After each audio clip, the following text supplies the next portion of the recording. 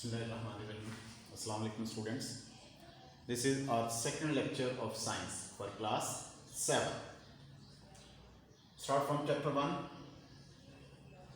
The name of chapter is heating and cooling. Previous lecture में हमने heat is about moving particles और kinetic theory और जो है and explain how substance behave, ये हमने पढ़ा था पेज नंबर 4 तक। नेक्स्ट है अपनी बुक से देखें page number 5, transfer of heat. Next हमारा जो टॉपिक है वो है ट्रांसफर ऑफ हीट, कि हीट एक जगह से दूसरी जगह, वन प्लेस से अनदर प्लेस में कैरी हो जाना। तो हीट जो है वो 3 डिफरेंट वेज से ट्रांसफर होती है। Heat can be transferred in 3 different ways, कि एक जगह से दूसरी जगह, एक चीज़ से दूसरी चीज़ में हमें हीट को भेजना हो तो हमारे पास 3 डिफरेंट मेथड्स हैं। सबसे पहले है कंडक्शन। कंडक्शन जो है वो सिर्फ सॉलिड में होता है। इसमें होता क्या है, जैसे आपने घर में कभी एग्जांपल देखी होगी, किचन में आप देखें कि आपकी मदर जो है वो कुकिंग करती है, तो ये स्पून अगर ले लें, सपोज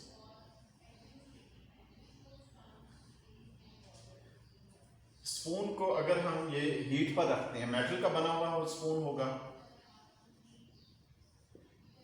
अगर हम यहां से इसको हीट करना शुरू कर देते हैं, यहां से ये हीट होता है, तो कुछ देर के बाद, टाइम गुजरने के बाद ये आहिस्ता आहिस्ता यहां से भी हीट होना शुरू हो जाएगा। इसकी क्या रीजन है? क्योंकि ये तो हमने जो है वो आग पे रखा ही नहीं था, इसको फ्लेम पर या जो चूल्हे पर, तो ये पार्ट था। तो यहां तक हीट कैसे आई? इसका मतलब है कि एटम्स या मॉलिक्यूल्स जो हैं वो मूव नहीं किए, बल्कि हीट एनर्जी यहां से यहां पर ट्रांसफर हो गई है सॉलिड में। मेटल का बना हुआ स्पून है। इसके रीजन क्या है? सबसे पहले तो हम कंडक्शन को डिफाइन कर लेते हैं कि है क्या। तो ये आपने अपनी बुक्स, नोटबुक्स में भी लिख लेना। कंडक्शन क्या है? The movement of heat, heat का मूव हो जाना वन प्लेस से अनदर प्लेस तक थ्रू अ सॉलिड, सॉलिड में से, जो सिर्फ सॉलिड में होगा ये, without actual movement of atoms. इसके जो एटम्स हैं वो अपनी जगह छोड़कर यहां पर नहीं आए, एटम्स नहीं आए, बल्कि होता क्या है, ये क्यों हुआ कि ये हमारे पास मेटल की कोई जो है वो रॉड ले लें, इसको में हमें पता है कि एटम्स से बना हुआ है, और एटम क्लोजली पैक होंगे सॉलिड में। जब यहां इसको हम फ्लेम के नीचे रखते हैं तो कुछ देर के बाद ये हीट होना शुरू हो जाएंगे।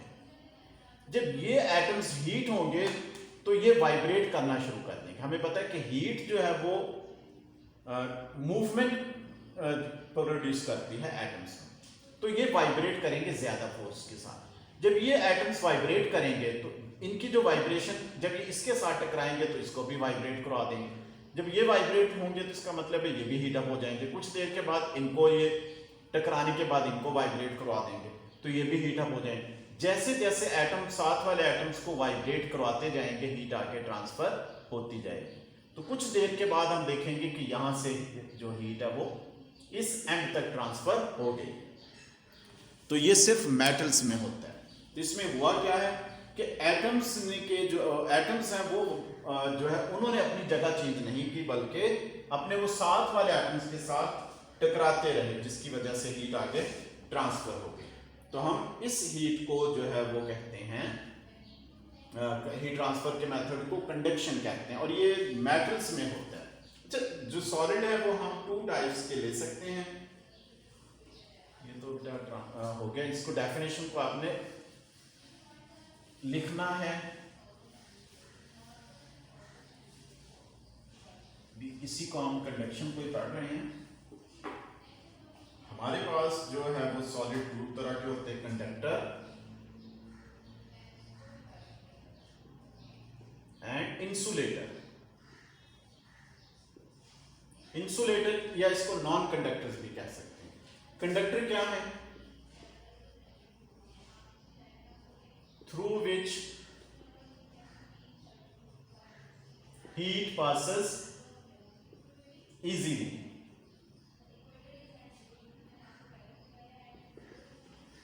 कंडक्टर में से हीट इजीली पास हो जाती है। जैसे हम अगर एग्जांपल लेते हैं तो ये जो है मेटल्स हैं, इसमें से हीट इजीली पास हो जाएगी, तो ये कंडक्टर हो। इंसुलेटर्स क्या है? Through which heat can not pass, वो सॉलिड जिसमें से हीट ट्रांसफर नहीं होती उसको हम इंसुलेटर्स कहेंगे। एग्जांपल में इसका देता हूं, जैसे ये स्पून है, कुकिंग के लिए जो यूज होता है कि ये मेटल्स का बना हुआ होता है, लेकिन इसको जो हैंडल करने के लिए, पकड़ने के लिए, ये यहां पर क्या होगा? प्लास्टिक होगा। प्लास्टिक इसलिए है क्योंकि ये इंसुलेटर होता है प्लास्टिक, और वो गर्म, हम इसको जब पकड़ेंगे तो ये हीट अप नहीं होगा। तो इस तरह ये हम इसको एक्सप्लेन कर सकते हैं। कुकिंग करने के लिए जो पॉट्स होते हैं, जो बर्तन होते हैं, वो मेटल्स के बने होते हैं क्योंकि हीट इजीली पास हो जाती है। लेकिन हैंडल जो बने होते हैं वो इंसुलेटर्स के बने होते हैं, जैसे प्लास्टिक के या वुड के ले लें, वुड भी इंसुलेटर है, उसमें से भी हीट इजीली पास नहीं हो सकती। तो ये हमारा कंडक्शन हो गया बेटा। इसकी रीडिंग आप लोगों ने तो पैराग्राफ्स दोनों खुद करना है, बहुत सिंपल है, मैंने आपको एक्सप्लेन कर दिया है ये कम। नेक्स्ट हम इसी का टॉपिक है conduction and the kinetic theory. Conduction and the kinetic theory. Kinetic theory हमने पीछे पढ़ी है कि जो एटम्स या मॉलिक्यूल्स है, ऑब्जेक्ट्स के, वो ऑलवेज इन मोशन में है, तो वो काइनेटिक थ्योरी है। तो इसमें भी जो है अगर हम हीट नहीं कर रहे हैं तो इसके जो एटम्स है सॉलिड के, इनके वाइब्रेशंस या मोशन कम है। अच्छा, ये जो सॉलिड में जो है ना कंडक्टर्स हैं, इसमें अपनी जगह चेंज नहीं करते बल्कि हीट करते हैं, तो ये वाइब्रेट करते हैं। इनकी जैसे काइनेटिक एनर्जी ज्यादा होगी तो इनकी वाइब्रेशन ज्यादा हो जाएगी, तो इसमें भी ये भी काइनेटिक एनर्जी को सेटिस्फाइड करता है। मैं पढ़ता हूँ, if one end of a metal bar is heated, metal के बार को अगर एक साइड से हीट करते हैं, the particles gain thermal energy, तो उनकी थर्मल एनर्जी बढ़ जाएगी, एंड वाइब्रेट फास्टर, और वो तेजी से वाइब्रेट करेंगे। This causes the particles next to them to vibrate faster as well, तो अपने साथ वालों के साथ टकराएंगे तो उनके साथ वाइब्रेट करेंगे, तो उसकी एनर्जी भी बढ़ा देंगे। तो इस तरह ये जो है कंडक्शन है, ये भी काइनेटिक जो है वो थ्योरी को एक्सप्लेन करता है। तो अब इसमें से हम क्वेश्चंस निकाल सकते हैं। What is conduction? What is conduction? Question number 2, define conductor and insulator. ये भी मैंने आपको डेफिनेशन तीनों लिखवा दी हैं। Explain conduction and kinetic theory.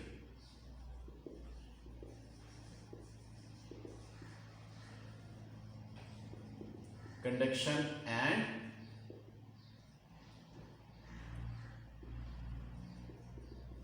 Kinetic theory. तो बहुत सिंपल आर्टिकल्स हैं ये बेटा, आप लोगों ने इसके जो है वो टेस्ट योरसेल्फ, ये भी आप लोगों ने खुद कर देना। नेक्स्ट है कन्विक्शन। ये लिक्विड और गैस में होगा, ये सॉलिड में नहीं हो सकता, क्योंकि इसमें मॉलिक्यूल्स जो है वो मूव कर जाते हैं एक जगह से दूसरी जगह। दूसरा जो हीट ट्रांसफर का मेथड है वो है कन्वेक्शन। कन्वेक्शन क्या है? Transfer of heat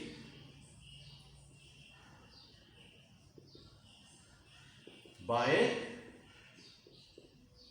actual movement of molecule.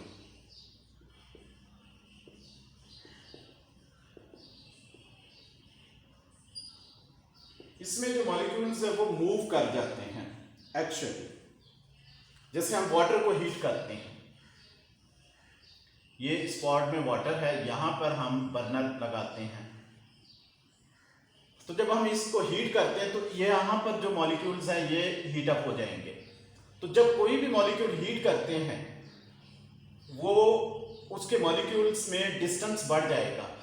तो जैसे अगर मॉलिक्यूल, जैसे वाटर का मॉलिक्यूल ले लें, वाटर का फार्मूला क्या होता है, ये होता है H2O, ऑक्सीजन के और 2 हाइड्रोजन के एटम्स होते हैं। तो ये इसके जब हीट करेंगे तो इनके मॉलिक्यूल्स जो है वो थोड़ा ओपन हो जाएंगे, जिसकी वजह से ये लाइट हो जाएंगे, लाइट वेट हो जाएंगे। तो जैसे ये हीट अप होंगे ये ऊपर उठेंगे, और ऊपर से जो कोल्ड है, डेंस है, उसके जो है वो मॉलिक्यूल्स के दरमियान जो है, एटम्स के दरमियान स्पेस कम होती है, वो भारी होते हैं, वो नीचे आ जाएंगे। तो वो भी जब हीट होंगे वो भी हल्के होकर ऊपर उठेंगे। ये सेम प्रोसेस इसी तरह कंटिन्यू रहेगा। तो इस तरह हमेशा ये वाटर गर्म हो जाए, इसमें एक्चुअल मूवमेंट ऑफ मॉलिक्यूल हुई। इसी तरह अगर हम हीटर है, रूम के अंदर अगर हम हीटर रखते हैं तो जैसे जो एयर होगी वो हीटर के करीब आएगी, वो ठंडी होगी। तो जैसे ही वो हीट अप होगी तो उसके मॉलिक्यूल्स के, गैस के एटम्स के दरमियान जो या मॉलिक्यूल्स के दरमियान है वो फासला ज्यादा हो जाएगा और वो लाइट हो जाएंगे, वो ऊपर उठेंगे। फिर उसकी जगह फिल करने के लिए और जो है वो हैवी जो है वो गैस आएगी, हैवी एटम्स आएंगे, वो भी गर्म होने के बाद हल्के होकर ऊपर उठेंगे। तो ये प्रोसेस कंटिन्यू रहेगा और इस तरह थोड़ी देर के बाद पूरे रूम की जो एयर है वो हीट अप हो जाएगी। क्योंकि किसी भी चीज को जब हीट करते हैं, गैस को या लिक्विड को, तो जब वो उसके मॉलिक्यूल्स का वेट कम हो जाता है, मतलब उसकी स्पेस ज्यादा हो जाती है, वो लाइट वेट हो जाते हैं। लाइट वेट होने की वजह से वो ऊपर उठते हैं। इसी तरह अगर ये हीट करते रहें और ये ऊपर उठते रहेंगे और ऊपर वाले जो हैवी मॉलिक्यूल वो नीचे आते रहेंगे, तो इस तरह ये करंट प्रोड्यूस हो जाएगा, जिसको कन्वेक्शन करंट कहेंगे, कन्वेक्शन। इसी तरह एयर में है कि एयर जो है वो हम हीटर के करीब रखते हैं तो गर्म हवा ऊपर जाएगी, ऊपर से ठंडे नीचे आएगी। ये भी इसी तरह एयर में भी एक कन्वेक्शन करंट प्रोड्यूस हो जाएगा, तो जिसको हम कन्वेंशन करंट कहते हैं। ये सेकंड पैराग्राफ में है, तो ये बेटा आप लोगों ने खुद करना है। मैं थर्ड पैराग्राफ देखता हूँ। Heat energy must travel through gases because a room can be warm by a heater. तो हीटर से एक रूम को हम गर्म कर सकते हैं, ये जो अभी हमने एक्सप्लेन किया, सेम इसी टाइप यही चीज है। Warm air is less dense then cold air, हल्की होती है गर्म हवा। इसी तरह वो जो है एग्जॉस्ट ऊपर देखते हो ना आप, घरों में ऊपर लगाए जाते हैं दीवारों पर, जब एग्जॉस्ट ऑन करते हैं तो गर्म हवा बाहर निकल जाती है और फिर आपको जो है वो गर्मी कम महसूस होती है, तो वो ऊपर की तरफ जाएगी। तो इसी तरह ऊपर से फिर नीचे आएगी, इस तरह कोई करंट प्रोड्यूस हो जाएगा, जिसको हम कन्वेक्शन करंट कहेंगे। लास्ट पैराग्राफ है, during the day land is heated by the sun. Sun से जमीन गर्म हो जाती है तो उसकी हवा ऊपर उठेगी, तो ऊपर से ठंडी हवा नीचे आएगी। या अगर हम समंदर के करीब रहते हैं, जैसे कराची है, तो लैंड की हवा ऊपर जाएगी, ऊपर से गर्म होकर ऊपर उठेगी। तो समंदर जो है वो पानी जल्दी गर्म नहीं होता, उसकी हवा जो है वो जमीन की तरफ चलना शुरू हो जाएगी, उसको हम लैंड ब्रीज कहते हैं। तो इस तरह गर्मियों में जो समंदर के करीब इलाके हैं वहाँ ज़्यादा गर्मी नहीं होती। अच्छा, इसमें है क्वेश्चन आप लिख सकते हैं। आपका हमारा टॉपिक कंप्लीट हो गया। टेस्ट योरसेल्फ है, ये बेटा आपने खुद करना है। What is convection? इसका आंसर करना ये मैंने बता दिया है। What is convection current?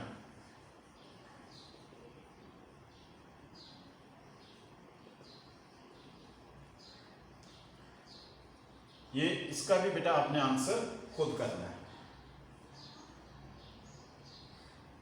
तो आज का हमारा आर्टिकल इतना ही था, कंप्लीट हुआ। इंशाल्लाह नेक्स्ट हम पढ़ेंगे थर्ड जो है हीट ट्रांसफर का मेथड। ओके, थैंक यू, अल्लाह हाफिज़।